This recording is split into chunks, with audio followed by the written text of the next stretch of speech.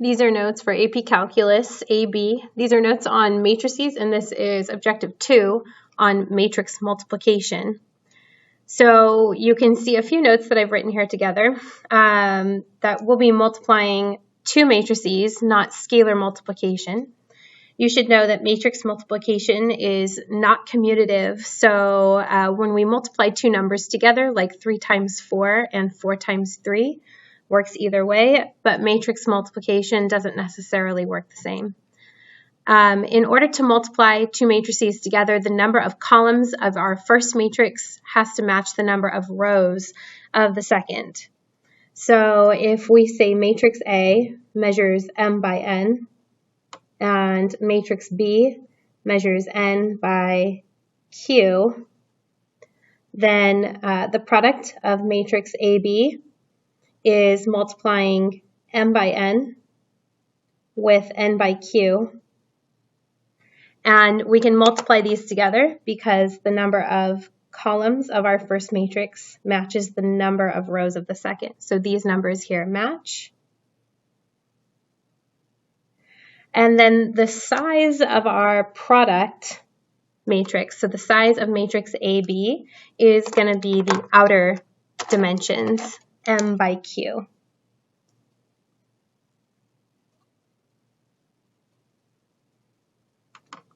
You can see then how this wouldn't be commutative if we tried to multiply matrix B with matrix A, n by q with m by n. We don't have a match here. And so the two matrices can't be multiplied in that order. Now, explaining how to do the multiplication will make a lot more sense as I'm going through an example. So that's what I'd like to do first, is just go through the examples and show you how to work through them that way. So let's move down.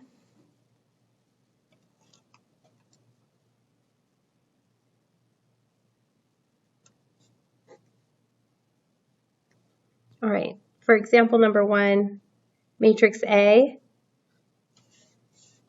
is a 3 by 3.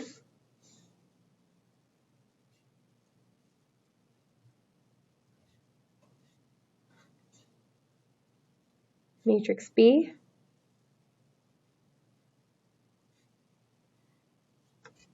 we have a 3 by 1, 3 by 3, 3 by 1. So we want to remember rows across, 3 rows across, 1 column down. So let's start with part A. Find the product of AB. And I find it helpful to actually rewrite the two matrices next to one another in that order.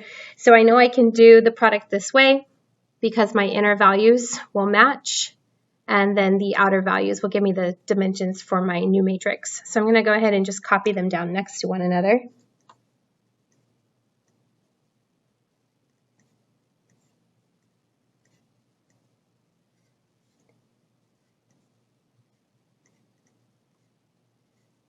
All right, and then my product is going to be, remember, the inner numbers match, and then the outer dimensions are going to give me the size. So I'm going to get a 3 by 1, which is the same size as matrix B. So this will be the size of our product. So let me get some color here so we can see how to do this. So now when you multiply, you're only going to multiply rows of the first matrix with the columns of the second. Everything's row by column, so we want to go in this order.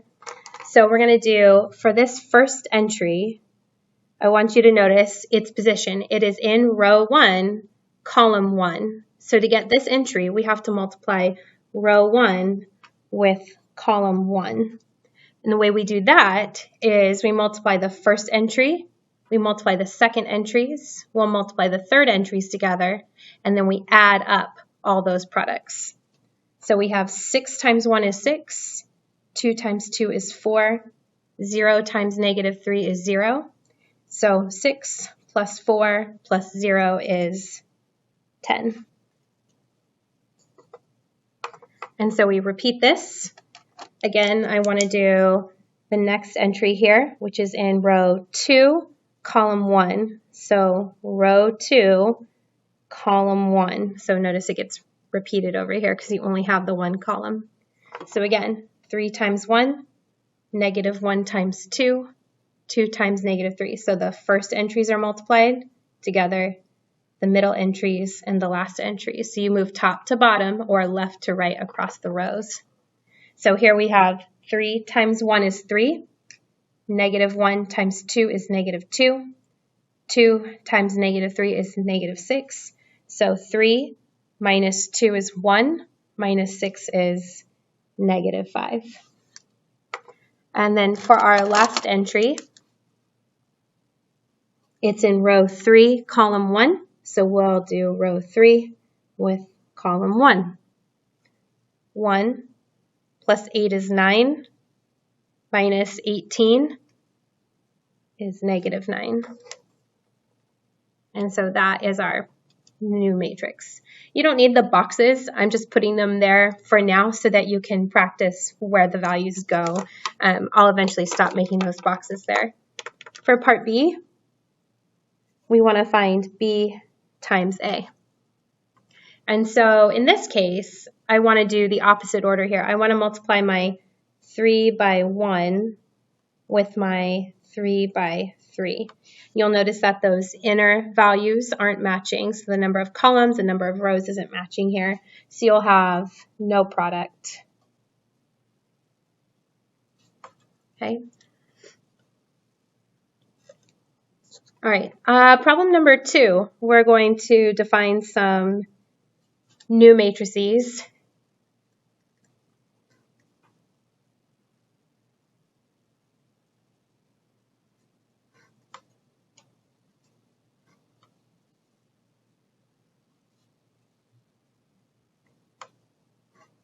So C and D are both 2 by 2s, which you can see will work in either order. So we should be able to find C times D and D times C.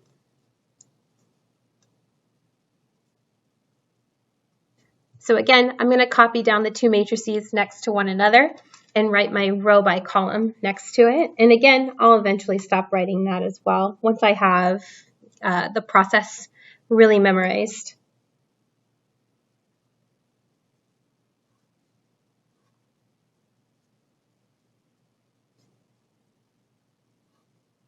All right, so again, 2 and 2 match. The new matrix will be outside 2 by 2.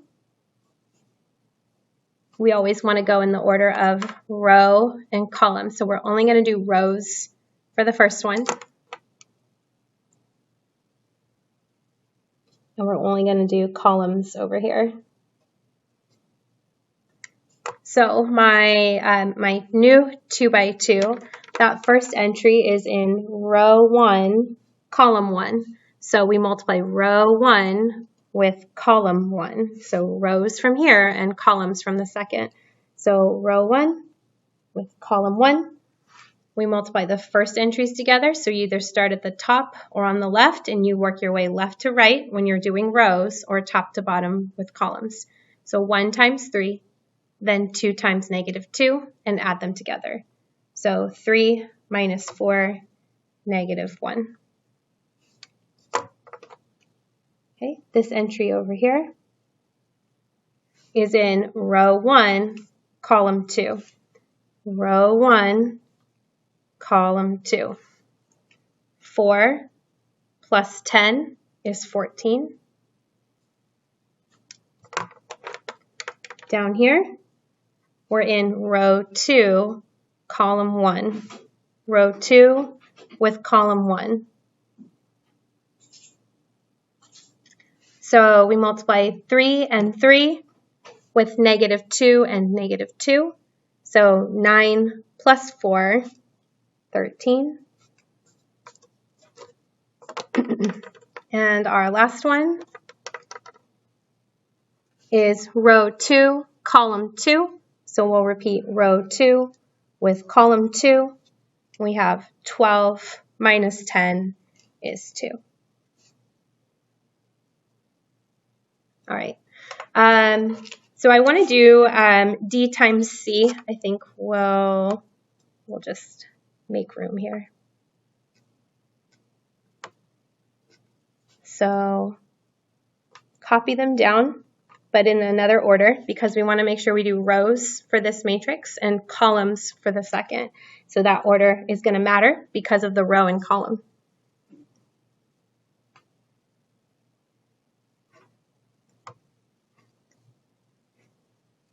All right, so again, rows and columns. So my first entry here is row 1, column 1. So row 1, column 1. So 3 plus 12, 15. The next entry is in row 1, column 2. Row 1, column 2. So we have 6 minus 8, negative 2. Down here, we're in row 2, column 1. Row 2, column 1. So negative 2 plus 15 is 13. And the last entry, row 2, column 2. Row 2, column 2. So we do negative 4 minus 10, negative 14. And so you can see this is matrix C times D. This is matrix D times C. They are not the same. So whereas we can multiply numbers in any order, matrices don't work that way. So I'm going to show you one more example. Hopefully you don't have to multiply too many large square matrices together. But this last one is just going to give you one term. So I'm going to start with 4, 6, negative 2, 5, negative 1, 0 to multiply together. So if it can be, so we want to check the dimensions of the matrices and the order that they're in. So this first matrix here is one row with 3 columns. So a 1 by 3. This one over here is 3 rows with 1 column.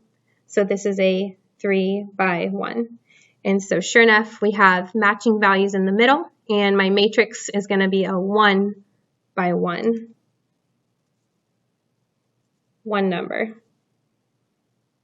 So row 1, column 1 to get this answer here. So that's all we're doing. Multiply this row with the column. Multiply the corresponding entries, so the ones in the middle, and then the last terms together, and add them all up. So we have 20 minus 6 is 14, plus 0 is 14. Now, if we did this the other way around, the 1 by 3, the 3 by 1 with the 1 by 3,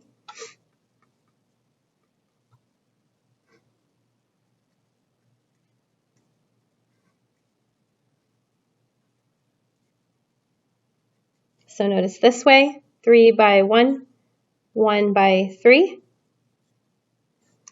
The inner values match 1 by 1, and then the outer values are going to give us our dimensions, a 3 by 3.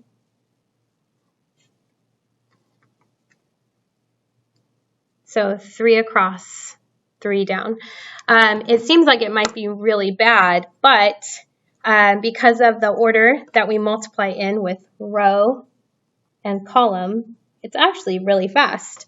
You see I only have 5 in this row, and I only have 4 in this column to get my first entry. 5 times 4, 20.